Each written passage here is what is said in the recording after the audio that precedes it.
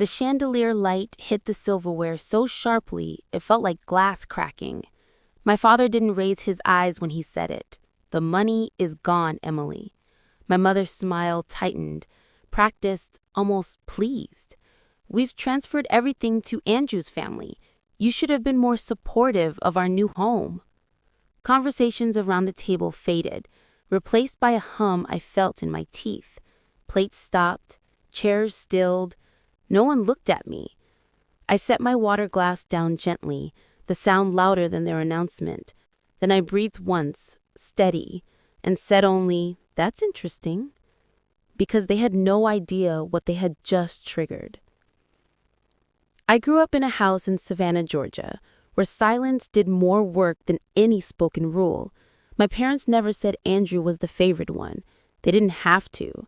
It showed in the way my mother's hand rested lightly on his shoulder at every gathering, guiding him forward, while mine hung at my side, empty. It showed in the birthdays, his with catered trays and a rented performer, mine with a store-bought cake and a candle that leaned sideways. No one noticed the imbalance. I learned early to make myself useful. When a payment notice arrived by mistake, I was the one who sorted it into the drawer without asking whose bill it was. When Andrew forgot to submit a school project, I stayed up fixing it while he slept. He got the A. I got a polite nod at dinner. That was balance in their eyes. There was one place where the scales shifted, my grandmother Evelyn's room. It always smelled of rosemary and old paper, the kind that whispered when she folded it. Her bedside lamp cast a warm gold over everything, her glasses, her notebooks, the small wooden box she kept on the table. When she motioned me in, it felt like stepping out of the Hill House into a world that actually saw me. One evening, near the end, she asked me to sit. Her voice was thin, but still sharp at the edges. "Emily, pay attention now." She opened the wooden box carefully, as if the hinges themselves held a secret. Inside was a silver key, heavy and cool, carved with a pattern I'd never seen. She placed it in my palm and closed my fingers around it, her hand trembling slightly. "They will try to take everything someday," she said, "but I've prepared for that. This key is part of the plan. You'll know when it's time." I didn't understand. I told her she was worrying too much, that the family wasn't like that. She looked at me with an expression I was too young to read, a mixture of love, sadness, and certainty, the kind you only get from someone who has lived long enough to stop pretending. After she passed, the house changed. My father remarried. The rooms grew colder, brighter, arranged more for show than living. Andrew gained a new audience in his wife, Melissa, who repeated often how promising he was. I slipped into the background, dependable daughter, the one who would be fine on her own, supportive, quiet, predictable. They built a new family portrait. I wasn't in it, but I stayed polite. I stayed useful. I stayed exactly what they needed me to be so they wouldn't notice what I was learning simply by watching them. Their patterns, their excuses, the way they tipped their hand when they wanted something. And that was the day I understood there was a place for me in this family, not at the table, but just outside it, where I could see everything clearly. The dining room felt colder when I returned to it in memory. Glass surfaces, white linen, everything arranged too precisely, as if warmth itself had been edited out. My parents sat at the center of the long table, Andrew and Melissa opposite them. They looked like a portrait someone had staged, each wearing the kind of smile that didn't need joy to hold its shape.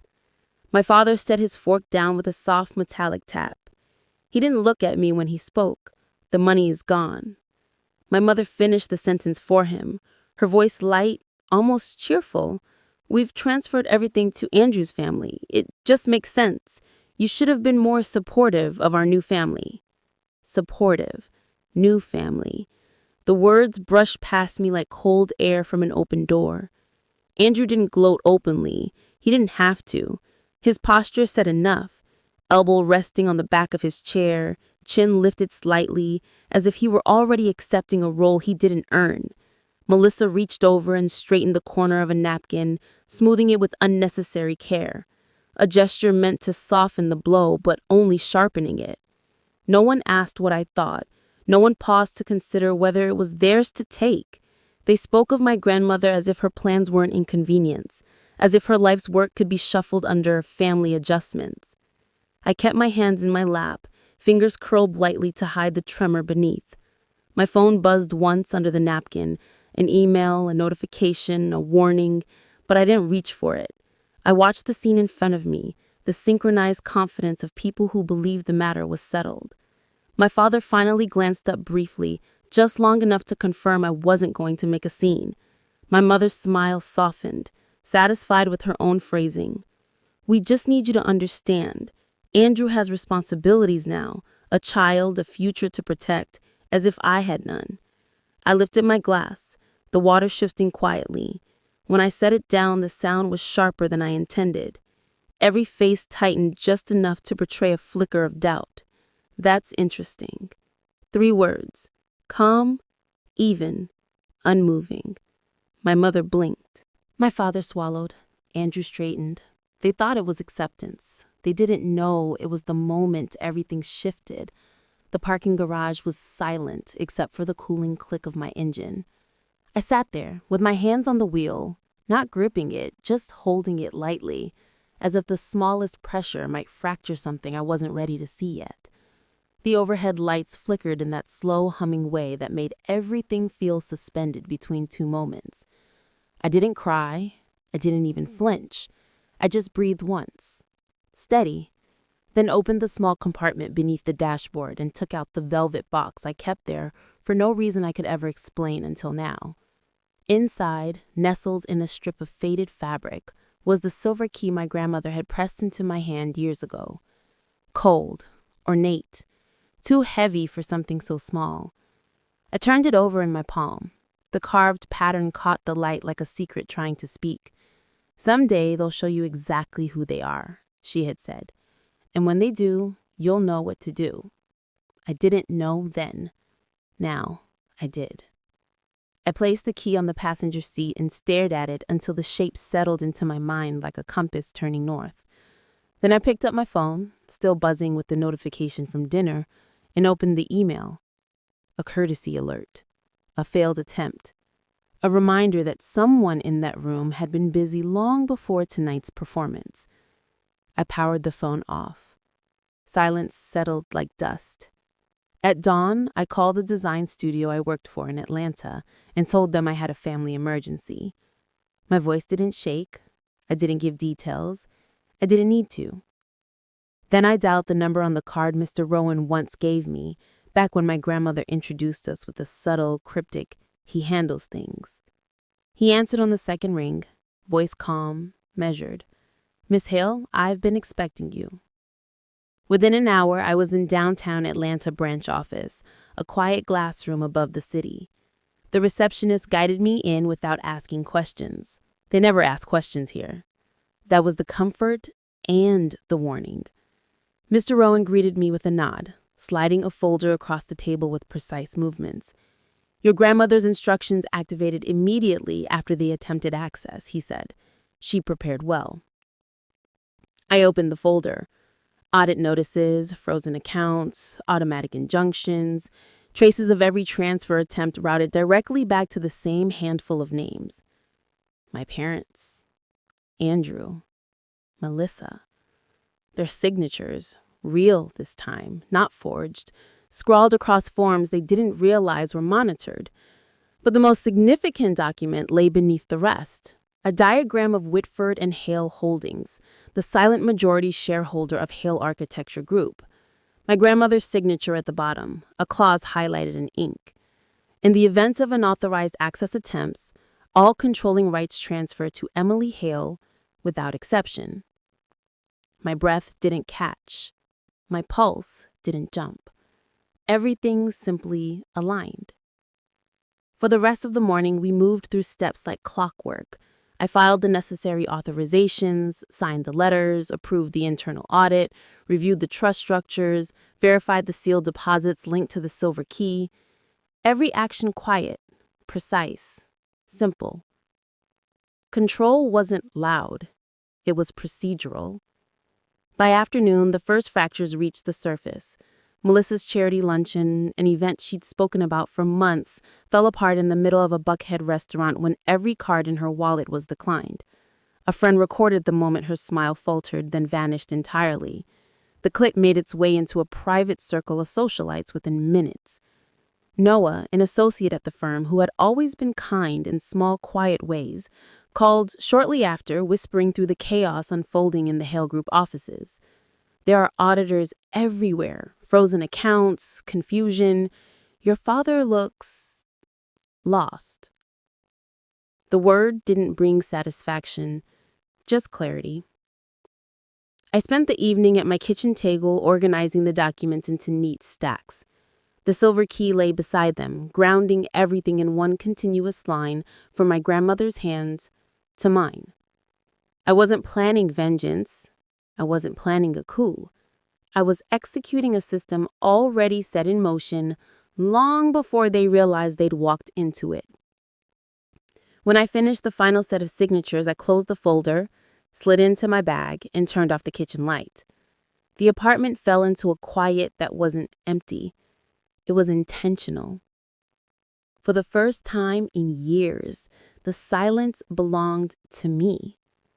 And tomorrow, they would understand exactly what that meant. They arrived at Hale Architecture Group just before noon, all of them packed into a single rental car that didn't match their clothes or the way they carried themselves. I watched from the top floor as the sedan pulled into the loading zone and idled. No one stepped out immediately. The delay alone told me everything I needed to know. When the elevator doors finally opened, they walked in as a cluster. My father first, shoulders rounded. My mother close behind, smoothing the strap of her purse again and again. Melissa's lipstick was smudged at one corner. Andrew kept checking his phone, swiping up in disbelief each time the same error message appeared. Lauren, his wife, clutched their baby tighter, eyes down. They hesitated at the threshold of the office. Not mine, yet, not officially, but the nameplate on the door had already been removed. It was a bare rectangle now, a gap where authority used to sit. I didn't stand when they entered. "Please," I said, motioning to the row of chairs across from my desk. They obeyed every movement, stiff, careful. Mr. Rowan sat at the side table, silent, hands folded. A witness, nothing more. My father cleared his throat. "Emily, there must be some misunderstanding. The accounts, my company." I slid the first document toward him. "Let's begin. Frozen corporate assets, automatic injunctions, unauthorized transfer attempts flagged by 3 separate systems. Every page stamped with a time, a date, and a digital trail pointing only one direction, toward them." My father's face drained as he read. My mother reached for his arm and stopped halfway, her hand hovering in the air before retreating to her lap. Andrew leaned forward, jaw tight. "This is some kind of mistake. You can't just—" I placed another sheet in front of him. "Your access to the trust was suspended the moment you attempted to reassign ownership. You signed the request yourself." His mouth snapped shut. Melissa's voice came out thin. "We were told, your father said, the inheritance, it wasn't yours to touch?" "Grandmother structured everything to activate the moment anyone tried," I said. I turned a final page toward them. The clause from Whitford and Hale Holdings transferring full authority to me after any fraudulent activity. The room went still, in a way no silence could explain. Something had collapsed, something they assumed would always hold. My father finally looked up at me. "Emily, please, we made a mistake." Mistake. A clean word, a word that asked to erase damage with a breath. I kept my voice level. "You attempted to take what wasn't yours. You ignored her will, and you did it believing I wouldn't notice."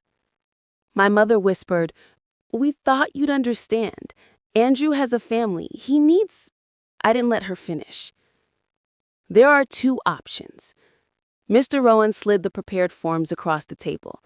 the soft scrape of paper louder than any accusation. Option 1, I said.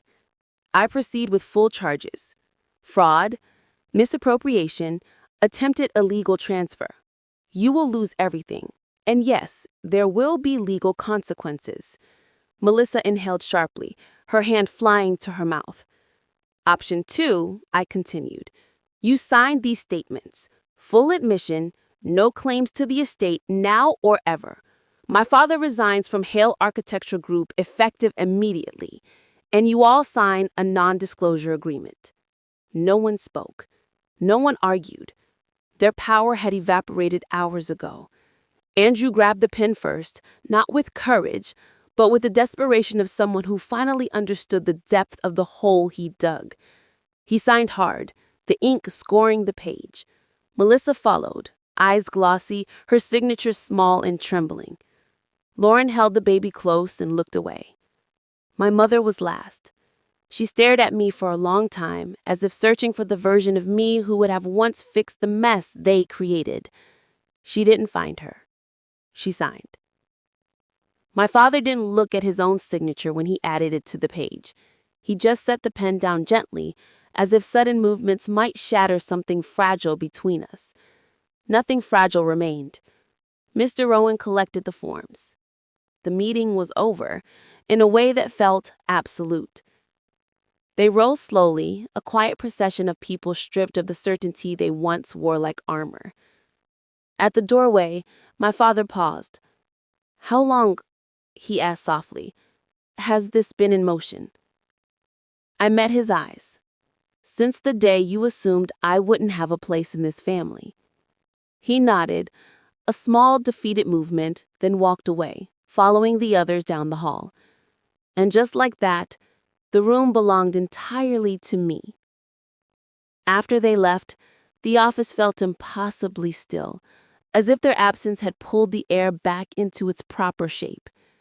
The city stretched beyond the glass walls, hundreds of windows catching the late afternoon light, each one blinking like a quiet reminder that life continued, indifferent to everything that had happened in this room. I stayed seated for a moment, letting the silence settle. Not the silence that used to keep me in line. This was different. This one answered to me. The silver key lay on the desk, beside the signed agreements, its weight unchanged, its meaning entirely transformed. I picked it up and felt the cool metal press into my palm. It no longer felt like a warning. It felt like a handover. My grandmother's photograph stood at the corner of the desk, angled slightly toward me. The smile she wore in it wasn't triumphant. It was knowing, as if she expected this exact scene, this exact quiet, long before any of us arrived here. I opened the proposal folder for the Evelyn Whitford Foundation, the one that had waited untouched through every storm. Pages outlined support for women rebuilding after financial or familial betrayal. Grants, legal guidance, safe transitions, a blueprint for something cleaner than revenge, something steadier than anger. I read each section slowly, the way people read names carved into stone, with intention, with recognition. When I finished, I closed the folder, smoothing my hand over the cover once. Outside, the lights of the city began to glow. Nothing dramatic, just the world exhaling into evening. I stood, locked the office, and took a last look at the room that held decades of someone else's authority. Now, it held mine. I used to think silence was a space they placed me in to keep me small. Now I know it's the place I chose to grow. The fortune they tried to steal was never the one that mattered. What I kept was the part they never understood. The calm that follows truth, the boundary that doesn't need permission, the quiet that answers to no one. When I walked out of that building, I didn't take the company or the legacy. I took back myself.